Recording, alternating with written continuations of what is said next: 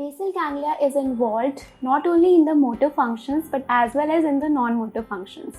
In this video, I am going to tell you the important function of basal ganglia, which is action selection.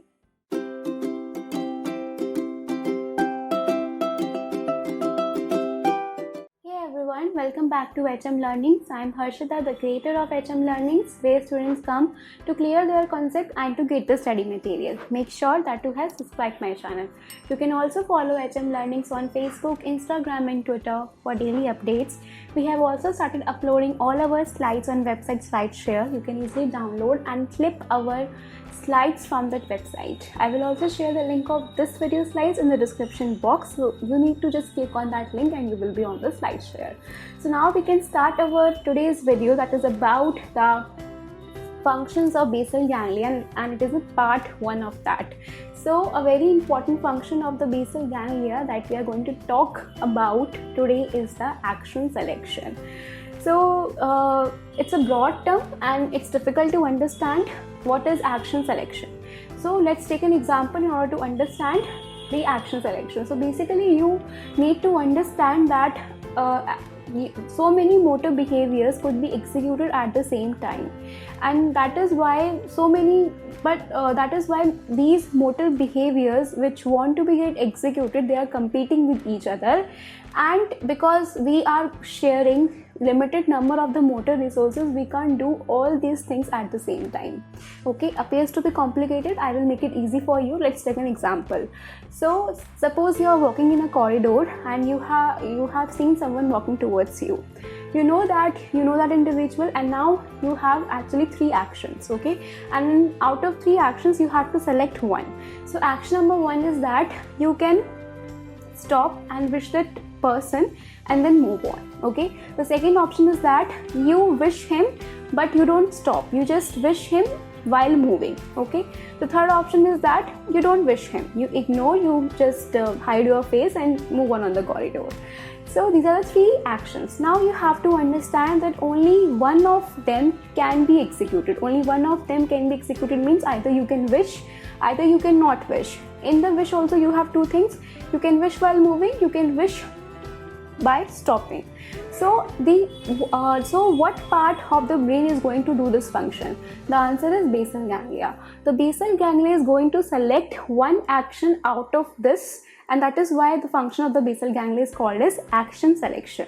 Okay, so it's a primitive function, means what? The action selection is a type of a function which is present not only in humans, in the most advanced vertebrates, but also in the primitive vertebrates like the lamprey. So they also have the basal ganglia. So by this you can understand that action selection is a primitive function. Let's take an example again to understand, prey versus predator. So prey is in a situation, in an area where the food is also available and the predator is also there. Now the prey has to actually select the action. Either the prey can eat the food, stay and eat the food, or the prey can run. So here again 2 actions are available, so the prey has to decide. So for that, which part of the brain is required? The basal ganglia is required. Okay, another example we can take when I talked about that we share the limited motor resources. So what do I mean? I mean to say that my muscles are limited, my motor circuit, my motor, you can say the neurons which are at the spinal cord, they are limited.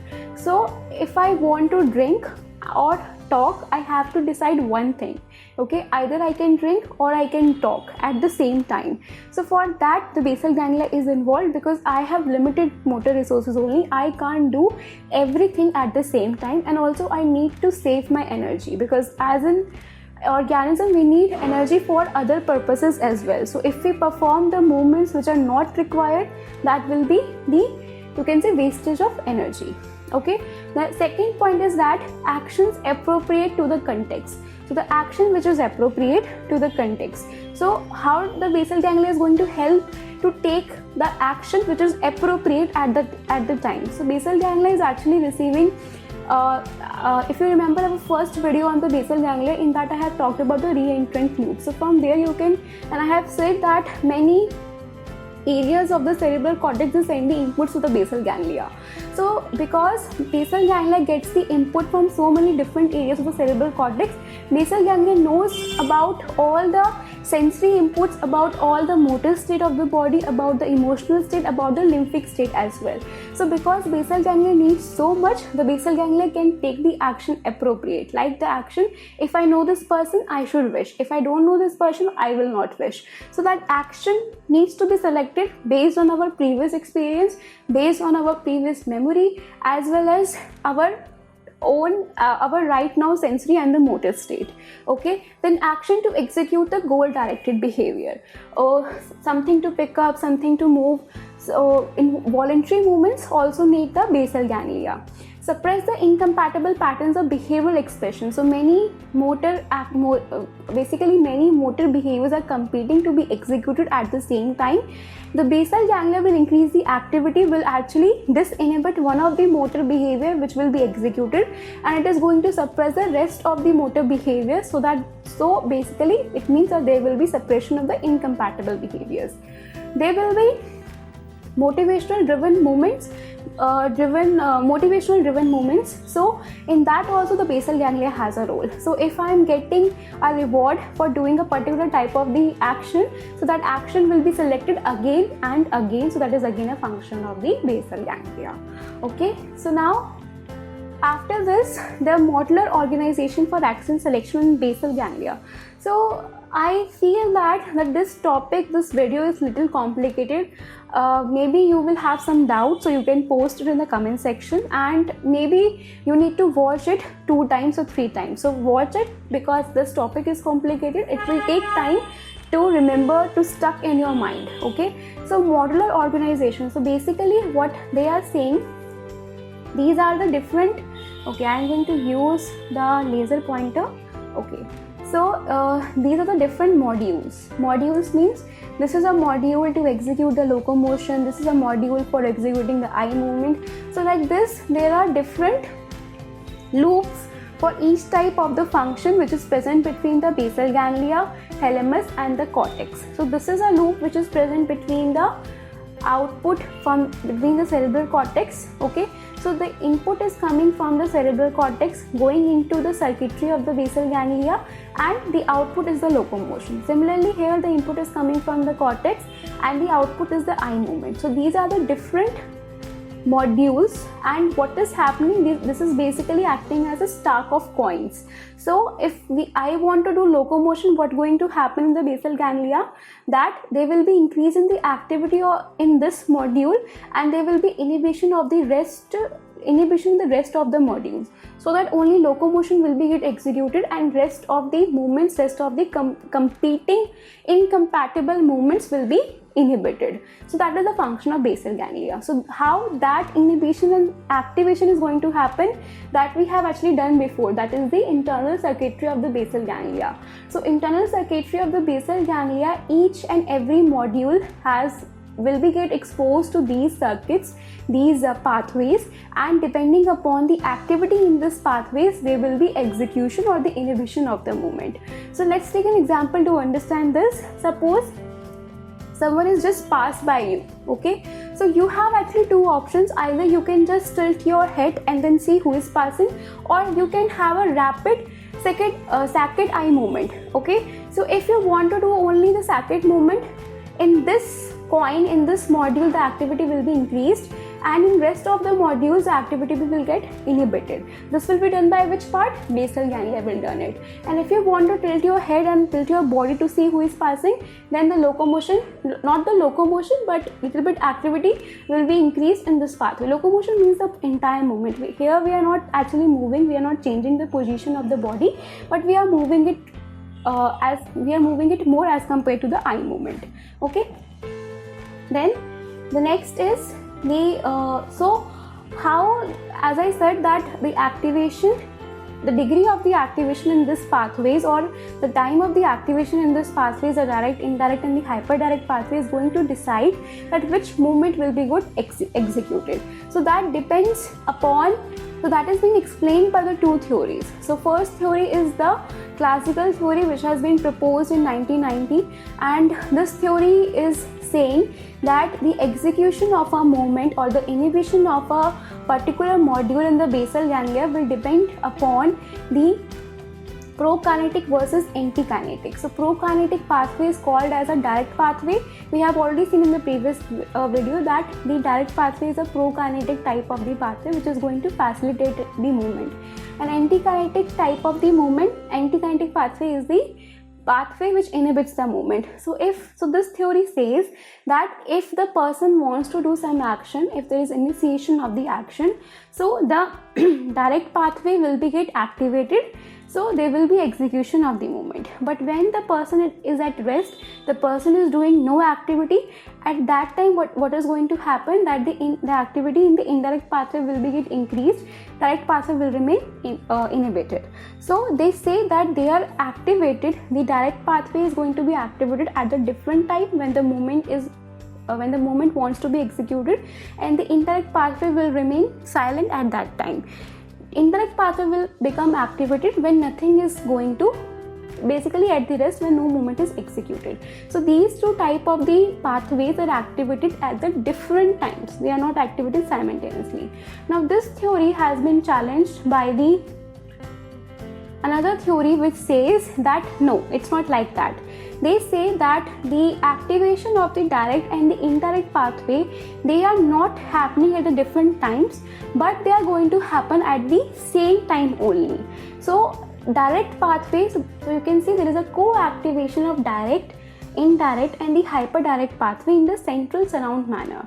So in this diagram you can see that the direct pathway is at the center, which is going to cause the disinhibition. Okay, we have already seen in the previous video. So disinhibition means there will be facilitation of the movement, and the indirect pathway is actually forming the surround of the direct pathway, which is going to cause the inhibition of those movements which are not required to be executed.